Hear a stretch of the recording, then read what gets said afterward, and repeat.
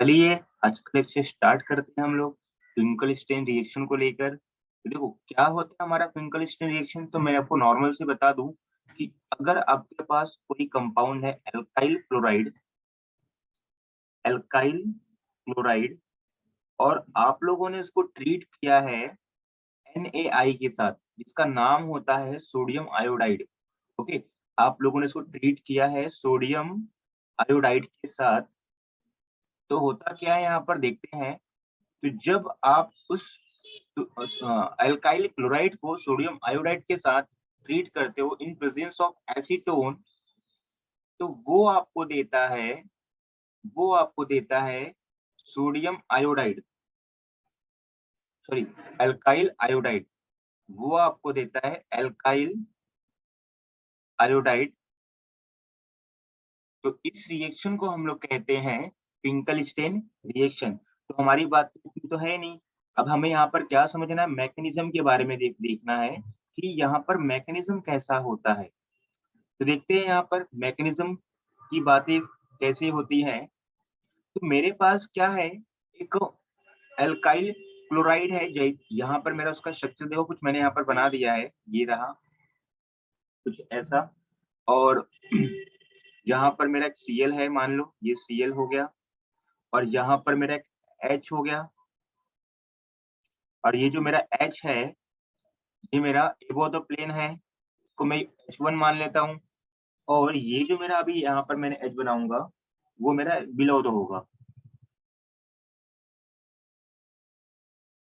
ये H2। ठीक, चलो। तो आपको आगे मालूम पड़ेगा कि मैंने H1 H2 क्यों रखा है यहाँ पे। तो चलो अभी हमारा काम क्या है, हमें यहाँ पर लेना है NaI। NaI, तो अब हमें ये तो पता है कि ये NaI हमारा एक आयनिक कंपाउंड है। तो आयनिक कंपाउंड में होता क्या है कि आपका Na प्लस हो जाएगा और I क्या हो जाएगा आपका माइनस हो जाएगा। तो ये जो आपका I माइनस होता है ये आपका होता है न्यूक्लियोफाइल, ये आपका होता है न्यूक्लियोफाइल। तो देखो क्या होगा, ये आपका न्यूक्लियोफाइल हो गया। तो होता ये है कि ये अटैक मारता है कुछ पीछे से। ओके, इसके पीछे से अटैक मारेगा। अब पीछे से अटैक मारेगा मतलब यहाँ पर क्या हो जाएगा, ये SN2 हो जाएगा। सिंपल सी बात ये SN2। तो होता क्या है, और आपको ये भी पता है कि जब SN2 है तो एक स्टेप का रिएक्शन है। तो आपको यहाँ पर क्या मिलेगा देखना ध्यान से, कुछ ऐसा मिलेगा। जो ट्रांजिशन स्टेट मिलेगा आपको कुछ ऐसा मिलेगा, देखो dot dot dot dot dot Cl, यहाँ पर आपका dot dot dot dot dot I, और आपका ये जो है कुछ ऐसा H1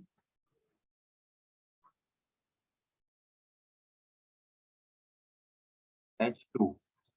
तो ये आपका हो गया कुछ ऐसा। आगे का स्टेप देखते हैं। तो ये आपका होगा कुछ बाद में, ये निकल जाएगा आपका और ये बॉन्ड वहां पर फॉर्म हो जाएगा। तो आपको क्या मिलेगा, देखो 1 2 3, ये आपको आयोडीन मिलेगा। बट आपको ध्यान ये देना है कि ये जो आपके बॉन्ड आगे है, H1 जो आगे है या फिर एबोव द प्लेन है, वो पीछे चले जाएगा, मतलब कुछ ऐसा हो जाएगा। क्योंकि ये आपको मालूम होना चाहिए SN1 में ऐसा ही होता है H1, और जो आपका दूसरा बॉन्ड होगा ये कुछ आपका हो जाएगा H2। तो ये रहा आपका मैकेनिज्म ट्विंकल स्टेन रिएक्शन का।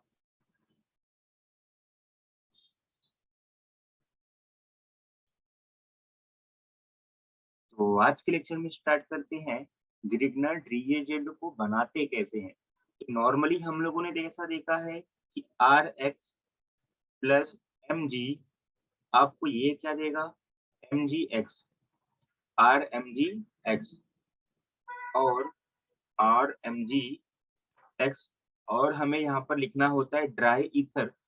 तो आज के लेक्चर में हम लोग ये देखेंगे कि ये ग्रिग्नार्ड रिएजेंट जो है ये कैसे बना, और यहाँ पर जो ड्राई ईथर हम लोगों ने लिया है उसका रोल क्या है। तो देखो, तो सबसे पहले मैं आपको बनाने के लिए देखो लूंगा एल्काइल हैलाइड R, जो कि हमारा होता है RX। और आप लोगों को सबको पता ही होगा कि जो हमारा मैग्नीशियम होता है उसका जो एटॉमिक नंबर होता है 12 और उसका जो वैलेंस इलेक्ट्रॉन होते हैं उसके पास होते 2। ऐसे देखो 2, 8, 2। तो मैंने क्या किया यहाँ पर ध्यान देना, मैंने इन 2 इलेक्ट्रॉनों को यहाँ पर लिख दिया कुछ ऐसे। ओके, अब होता क्या है देखना यहाँ पर, होता कुछ ये है आपका कि ये जो आपका एक इलेक्ट्रॉन मैग्नीशियम के पास है, लोन पेयर में से एक इलेक्ट्रॉन क्या करता है, ये आपका इस एक्स को डोनेट करेगा।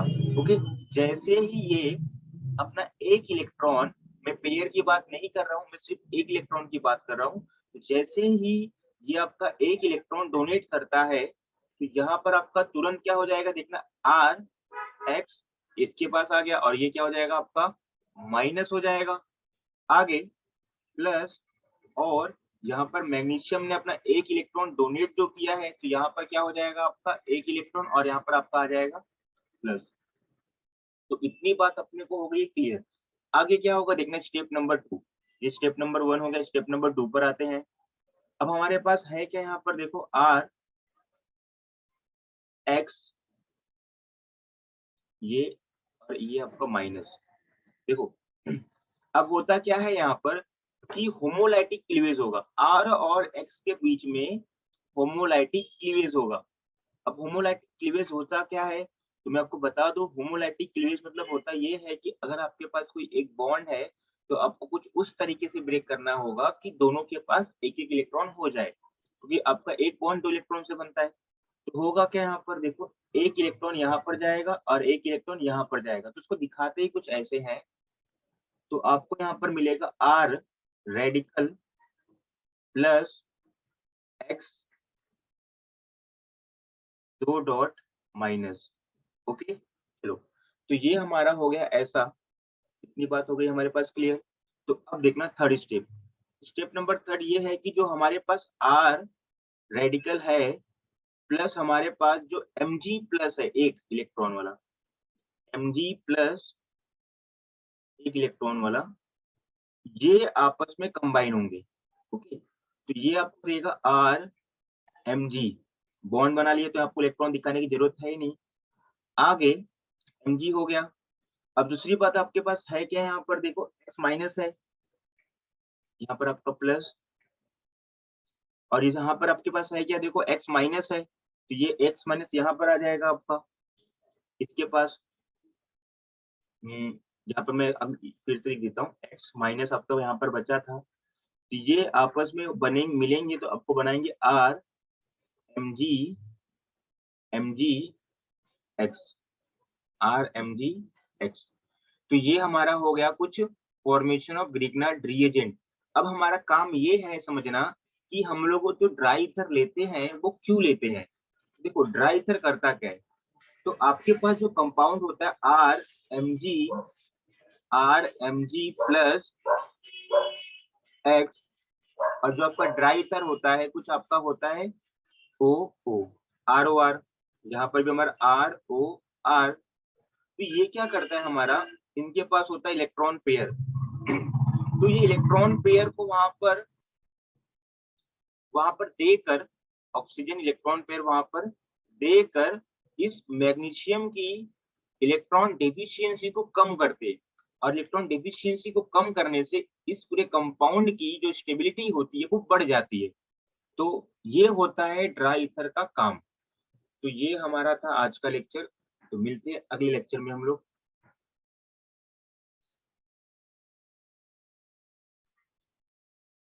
तो आज के लेक्चर में स्टार्ट करते हैं हम लोग reaction of Grignard reagent with solvents.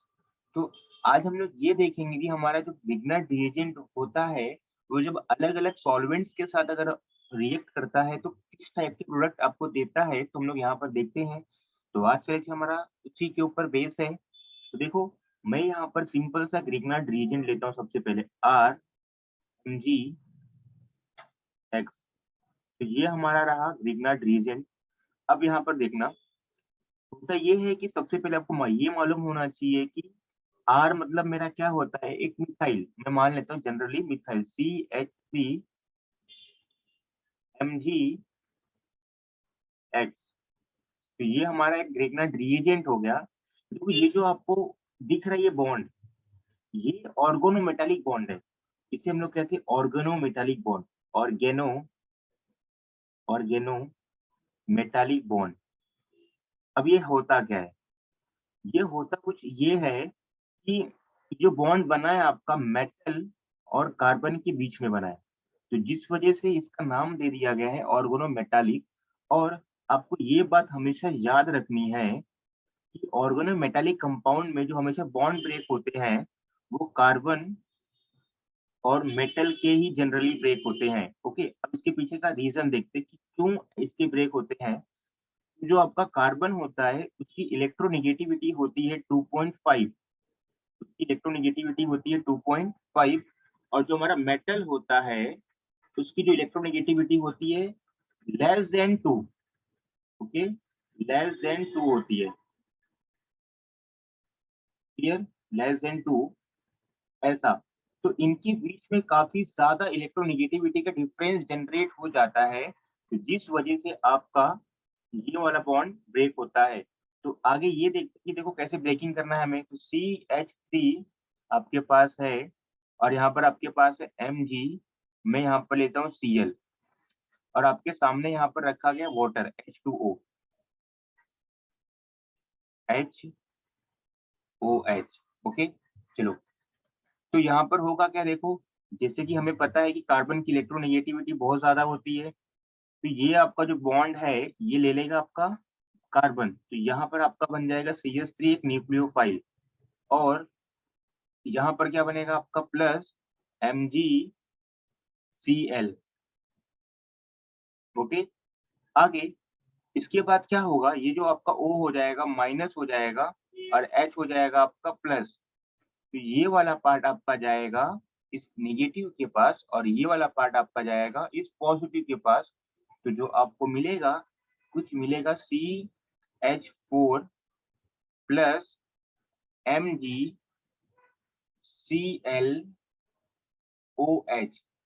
तो ये रहा आपका एक रिएक्शन। तो वैसे ही अगर आप इसमें ऐड करते हो NH3 अमोनिया सॉल्वेंट अगर ऐड करते हो इस ग्रिग्नाइट रिएजेंट के अंदर, तो देखो क्या होगा, यहाँ पर कैसा होता है। NH3 है तो H और ये हमारा रहा H। तो ये हो जाएगा आपका, ये बॉन्ड ले लेगा N, क्योंकि इलेक्ट्रोनेगेटिविटी N की ज्यादा होती है, तो यहाँ पर आपको बनेगा NH2 माइनस H प्लस, वही सेम काम, H को कार्बन के पास, NH2 को Mg के पास। तो अगर आपने यहाँ पर ऐड किया, इन केस आपने इथेनॉल ऐड किया C2H5OH, C2H5OH, तो आपको ध्यान ये रखना है कि आप एसिडिक हाइड्रोजन की बात करनी है। देखो यहाँ पर भी मैंने एसिडिक हाइड्रोजन की बात की। एसिडिक हाइड्रोजन मतलब जो इलेक्ट्रोनेगेटिव एलिमेंट के साथ कनेक्ट होते हैं हाइड्रोजन, उनको हम लोग कहते हैं एसिडिक हाइड्रोजन। देखो कार्बन, सही, ऑक्सीजन हो गया, नाइट्रोजन हो गया, ये बहुत ही अच्छी इलेक्ट्रोनेगेटिविटी शो करते हैं। तो इनके पे लगा हुआ जो H होता है एसिडिक हाइड्रोजन होता है। तो यहाँ पर कार्बन पे जो H लगे हैं उनकी बात हम लोग नहीं करेंगे, क्योंकि वो एसिडिक नहीं होते ज्यादा। ओके, तो आपको ये क्या हो जाएगा, माइनस हो जाएगा और ये आपका हो जाएगा प्लस हो जाएगा। सेम चीज, ये वाला पार्ट आपका Mg के पास जाएगा, ये वाला पार्ट आपका मीथेन के पास, अरे मिथाइल के पास जाएगा। तो आपको यहाँ पर मिलेगा क्या, एल्कीन मिलेगा नॉर्मली। तो ये था हमारा एक प्योर मैकेनिज्म ग्रिग्नाइट रिएजेंट का विथ अदर सॉल्वेंट्स। ओके।